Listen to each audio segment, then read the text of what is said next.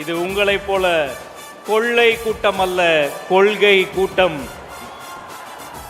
அடுத்து இந்த மேடையில் சிறப்புரை வழங்குவதற்காக நாடறிந்த நனிநகர அரசியல்வாதி அன்பு அண்ணன் நம்முடைய தமிழக வெற்றி கழகத்தின் துணை பொதுச் செயலாளர் சிடிஆர் நிர்மல்குமார் அவர்களை அன்போடு அழைக்கிறேன்.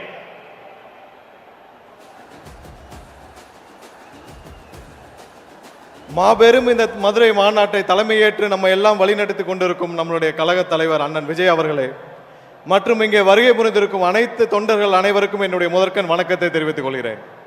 4 ஆண்டுகள் காட்டாட்சியை முடித்து விட்டது இந்த திமுக அரசு. விவசாயிகள் ஆரம்பித்து அரசு ஊழியர்கள் முதல் இன்றைக்கு தூய்மை பணியாளர் வரை அனைவரும் கடுமையாக நேரடியாக பாதிக்கப்பட்டுள்ள இந்த திமுக அரசால், திரு ஸ்டாலின் அவர்கள் தலைமையிலான அரசால் விவசாயிகள் ஒவ்வொரு நொடியும் பாதிக்கப்பட்டார்கள். இன்றைக்கு நேற்று பார்த்திருப்போம் தூய்மை பணியாளர் வரைக்கும் எவ்வளவு பாதிக்கப்பட்டார்கள் என்று. எத்தனை நாட்கள் நாம் இதே மாதிரி புலம்பிக்கிட்டு இருப்போம்? இதற்கெல்லாம் ஒரு விடை வேண்டாமா? கண்டிப்பாக வருகிற 26 நடைபெறும் தேர்தலில் தமிழகத்திற்கே ஒரு விடுதலை என்றால் நம்மளுடைய தலைவர் அண்ணன் விஜய் அவர்கள் முதலமைச்சராக பொறுப்பேற்கும் அந்த தருணம் மட்டுமே தமிழருக்கு ஒரு விடுதலை.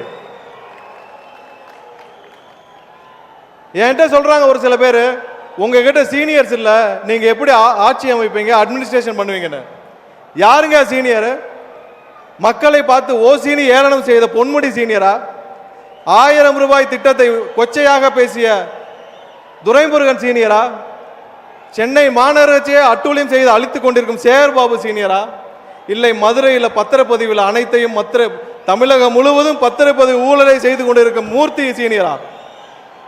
இவர்கள் எல்லாம் 30 ஆண்டுகள் 40 ஆண்டுகள் இந்த தமிழகத்தை கொள்ளையடித்தது போதாதா? நம்மளுடைய தலைவர் உங்கள் அண்ணன் விஜய் அவர்கள் இந்த கூட்டத்திலிருந்து ஒரு தம்பி, ஒரு தங்கை, ஒரு அண்ணன், ஒரு அக்காவை தேர்ந்தெடுப்பார் அடுத்த வருடம். அந்த தேர்ந்தெடுக்கும் அந்த நபர் அமைச்சராக தலைமைச் செயலகத்தில் உட்கார்ந்து ஒவ்வொரு நொடியும் மக்களை பற்றி மட்டுமே சிந்திக்கும் ஒரு நபராக இருப்பார். என்ன பெரிய சீனியர்? அப்படி என்ன பெரிய சீனியர்? ஒருத்தருக்கும் இங்க இருக்கிற துறையை பத்தி எதுவுமே தெரியாது. ஆனால் நம் தலைவர் அண்ணன் விஜய் அவர்கள் தேர்ந்தெடுக்கும் இங்க இருக்கிற ஒரு தம்பி, தங்கை, அண்ணன், அக்கா அவர்கள் 3 வாரத்தில் அந்த துறையை பற்றி தெரிந்து கொள்வார். 4 வாரத்திலிருந்து என்ன செயல் திட்டம்னு முடிவு பண்ணி டெலிவர் பண்ண ஆரம்பிப்பார். நாட்டை பற்றி சிந்திக்கும் ஒரு நபர் கண்டிப்பாக அமைச்சரவையில் உட்கார வைக்கணும்னா அது அண்ணன் விஜய் அவர்களால் மட்டுமே முடியும்.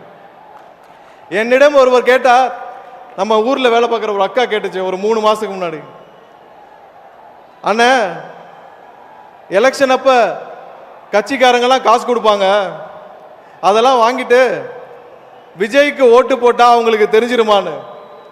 அப்பதான் ஒரு விஷயம் எனக்கு புரிஞ்சுது. 3 மாசத்துக்கு முன்னாடியே தமிழகத்துடைய அக்கா மாதிரி தாய்மார் மாதிரி பல பேர் தயாராகிட்டாங்க. ஒரு விஷயம் மக்களே, நீங்கள் யாருக்கு வாக்களிக்க போகிறீர்கள் என்பது உங்களை தவிர வேறு யாருக்கும் தெரியாது. ஏழை மக்களை மிரட்டி 500 1000க்கு வாங்க முடியும் என்று நினைப்பவர்கள் யாராலும் இனிமேல் அதை செய்ய முடியாது. தமிழக வெற்றி கழகம் ஒரு கட்சி மட்டுமல்ல, அது ஒரு தலைமுறைக்கான எமோஷன். 40-50 ஆண்டுகளுக்கு அப்புறம் இந்த தலைமுறையே மாற்றி அமைக்க போகும் எமோஷன், அடுத்த தலைமுறையை காப்பாற்ற போகும் ஒரு எமோஷன். இந்த தருணத்தை விட்டால் அதுக்கப்புறம் நம்ம யாராலும் மீண்டும் இந்த தருணத்தை கொண்டு வர முடியாது.